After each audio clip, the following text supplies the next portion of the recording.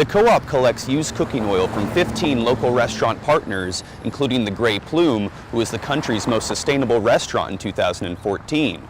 The oil is then converted into fuel, which can be used for most diesel engines, and powers the passenger train of Omaha's very own Henry Doorly Zoo. Jenkins said that plant preservation and conservation have been two extremely important factors over the past 5 years, and it's something they'll look to build on as they try and preserve the plants of the Great Plains. No matter the season, there's always something going on at the forest, whether it's clearing room for vegetation or maintaining the deer population, none of which could be done without volunteerism. The Omaha Biofuels Cooperative has been around for 6.5 years, and although they're currently expanding, they had to start from the bottom. We literally did start in my mom's garage. The cooperative was founded by twin brothers Eric and Scott Williams with the mission to produce, use, and promote biofuels. The nonprofit organization is member-owned and operated, meaning members are the owners, workers, and customers. Scott Williams, managing director and co-founder of the Omaha Biofuels Co-op, said the purpose is to have equipment shared by a collective group to lower cost and increase efficiency and availability. We generate value in our community by creating clean-burning, renewable, locally produced, and carbon-neutral biofuels, which can be used in cars, trucks, vans, trains, generators, and any diesel engine application. The co-op collects used cooking oil from 15 local restaurant partners, including the Grey Plume, who is the country's most sustainable restaurant in 2014.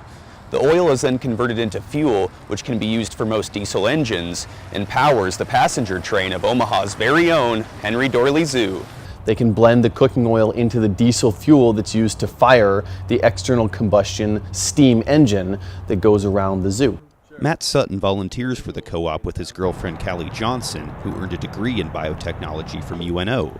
Sutton said it was a great way to gain experience and apply what she's learned in the field. He invited us to come tour, he invited us to come start volunteering, and I figured it would be a good practical use of her knowledge.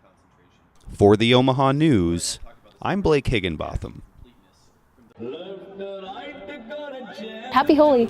The Indian Student Association of UNO continued their annual celebration of the holy tradition to the delight of many. So I've been coming here enjoying for at least 5-6 years.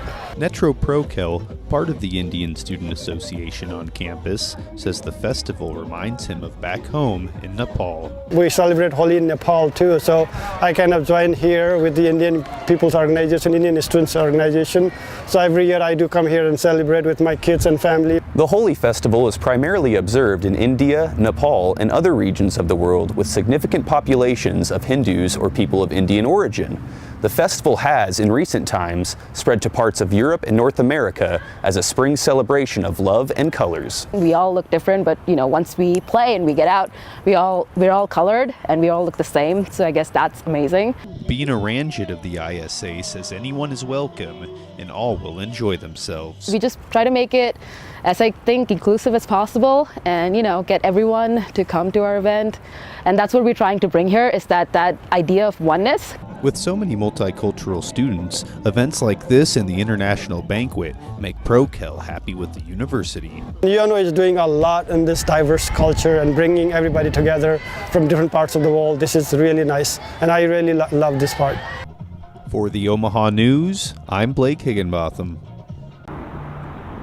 When it comes to antiques and collectibles, if you like it, you've got to get it. The motto is, if you see an antique, buy it now. The Brass Armadillo was started 21 years ago by two men who went out of the grocery store business and who each liked antiques and wanted something to do. Bill Wheatley, an antique vendor who's been in the business for over 30 years, says he's seen some pretty odd things come through the door. Probably the most unusual thing I've ever sold for one of the other vendors was a vampire killing kit. Nick Bradbury moved to Omaha 15 years ago and has been coming to the Brass Armadillo ever since. I'm a NASCAR nut. I'm a race car nut. Yes, I bought many a thing in here. I'm an Earnhardt fan.